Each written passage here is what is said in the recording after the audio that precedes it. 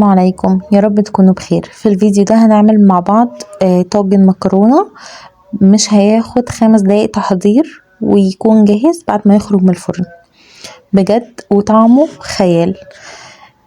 طبعا المكونات كلها هكتبها لكم في الديسكريبشن بوكس، ويلا بينا نبتدي. عندي هنا حوالي بصلتين متوسطين مقطعهم شرايح، وحبتين طماطم، وراس توم طبعا غسلاهم كويس قوي، وهحطهم في الصينيه زي ما انتم شايفين كده، وهنزل عليهم بالتوابل بتاعتي: فلفل اسود، ملح، بابريكا، كاجون، بس كده، وحوالي معلقتين زيت كبار.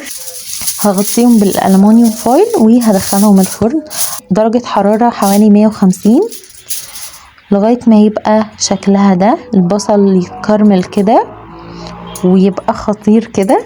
وهبدأ ان انا اقشر الطماطم واخرج راس التوم دي، وهقلبهم مع بعض كده زي ما انتوا شايفين، ونهرس الطماطم مع التوم مع البصل كده. مش هياخدوا اصلا وقت في ايدينا، يعني كده كده كل حاجة مهرية في بعض. وهننزل عليهم ب3-4 معالق كبار من البقدونس، وحوالي ربع كوباية من الكريمة.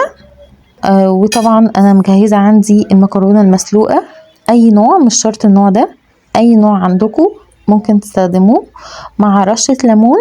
ونقلب بقى كل المكونات اللذيذة دي مع بعض، وممكن تكتفوا بده، وممكن بقى تزودوا للجمال ده جمال تاني، ان احنا نحط حوالي 3 شرايح او 4 شرايح من التشيدر على الوش، او جبنة موتزاريلا على الوش، وندخلهم الفرن يسيحوا، وهيبقى عندنا اجمد طبق مكرونة بجد. هتاكلوه طعمه خطير جدا، يعني بجد مش هتندموا لو جربتوه.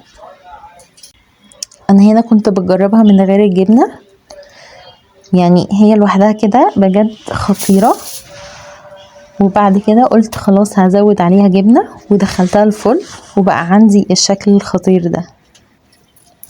قلبتها كده في بعضها كلها، شايفين بقى ده بقى شكلها عندي بجد لذيذة جدا جدا. جربوها ومش هتندموا. شايفين الجمال؟ جربوها وقولولي رأيكم، واشوفكم على خير الفيديو الجاي.